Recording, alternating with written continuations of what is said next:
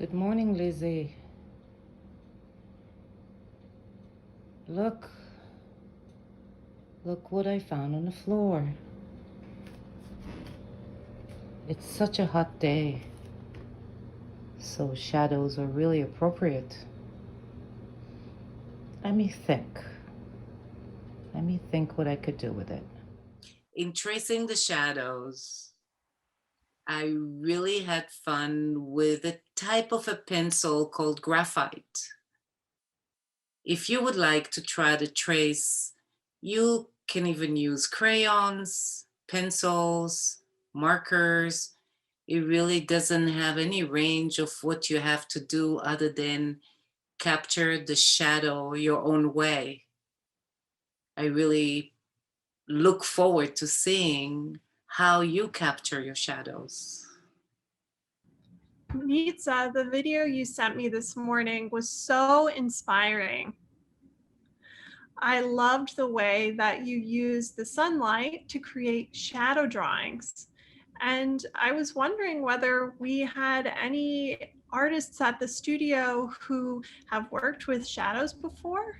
I remember someone who worked with tracing, and it kind of looked like a shadow because you had a son lying down on the floor and his father traced him. And then his father laid over the tracing and the son traced him. But it kind of looks like shadows. What do you think? Oh, yeah, I love that. It looks just like a shadow. And do you remember that painting of a dancing creature? Oh, yeah.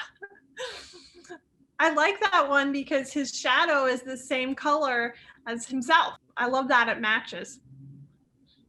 And what happened to you? What happened to you when we decided to do a piece about shadows? That's a great question because, when I got your video, it was raining where I live. So there wasn't a lot of sunlight. So I couldn't figure out what to do. But then I was thinking if I took a lamp or a flashlight and I put it behind an object, then it would do the same thing. It put a shadow on the wall behind it. So you have a source of light like the sun or the light bulb or the flashlight, and then you have an object, and when the light hits the object, the shadow is created. So whatever shape the object is what the shadow looks like. Exactly. Are you going to show us how? Absolutely. So what I did was I took just some paper, and with masking tape, I put the paper on the wall. I put an object on the floor and I put the flashlight on the floor right behind the object, and I traced it, and then I cut it out. So I actually have a cutout version of my object.